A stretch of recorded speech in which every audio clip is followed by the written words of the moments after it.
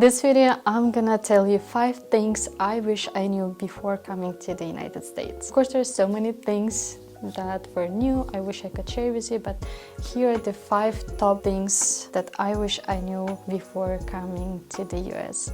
Number 1 is US is not only Chicago, New York, and it's not full of skyscrapers like tall buildings. I imagined that United States would be like full of tall buildings like the blue skyscrapers that we've always seen in the movies, and that was my biggest shock when I first came to the United States, because when I first came to the United States, I came to the New York and Chicago. I was like, wow, I spent 3 days in those 2 cities and I was like amazed, and I was like, wow, so many skyscrapers. And after that, I was sent to South Dakota. It felt like I was in a village, and I was shocked and I was feeling pretty sad at that time because I didn't expect it to be like that. My parents always would ask me to send pictures, next to the nice tall buildings, the videos. They wanted to share it with their friends. I had a host family, and the host family had a farm. They had horses, cows, and chickens, so that was a totally different vibe than I expected.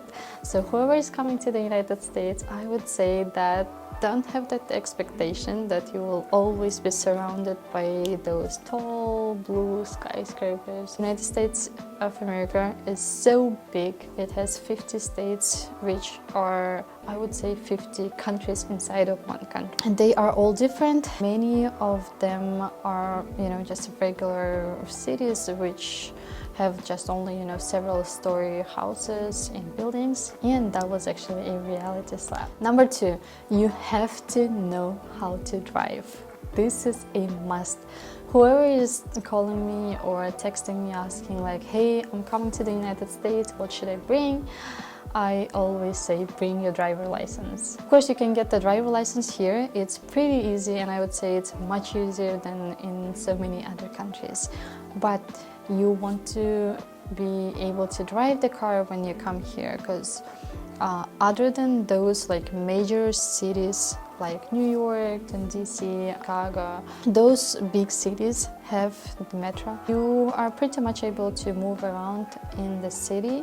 However, for example, I live in Pittsburgh, Pennsylvania. I know we have buses. Those buses take 2 hours to get to a place, but if you drive, you would spend just 20 minutes. So this is a huge difference. If you're not coming to the biggest cities in the United States that have all the metros and buses, you totally need a driver license. Back in 2018, when we were in Rapid City in South Dakota, we would go to Walmart just walking because we didn't have any transportation and there were no buses.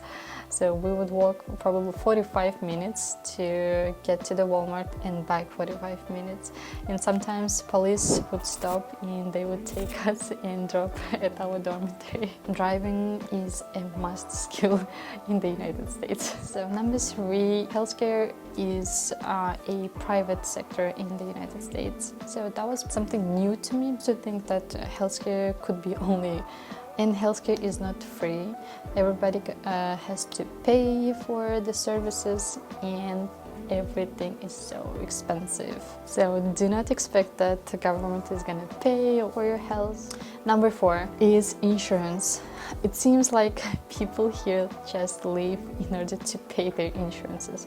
There's so many insurances. People own health insurance, and also they have dental insurance. The dental insurance is separate from healthcare insurance, so I don't even get it. Dentistry is not part of your health? I'm not sure. Let me know in the comments what you think. I have a health insurance. I also have dental insurance separately.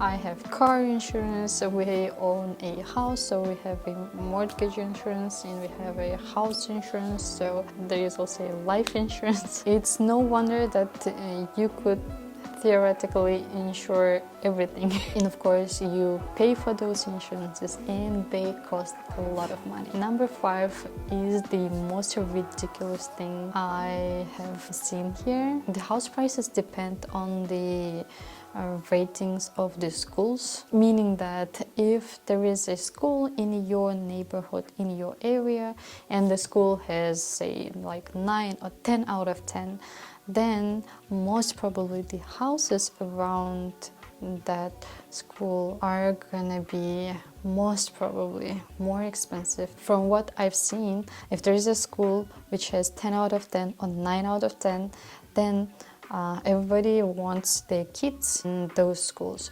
That's why they try to purchase a house, because you need to be living in the house or in an apartment that belongs to the school area. That's why prices in that area tend to be higher. Let me know in the comments below, what was one thing that you wish you knew before coming to the United States of America.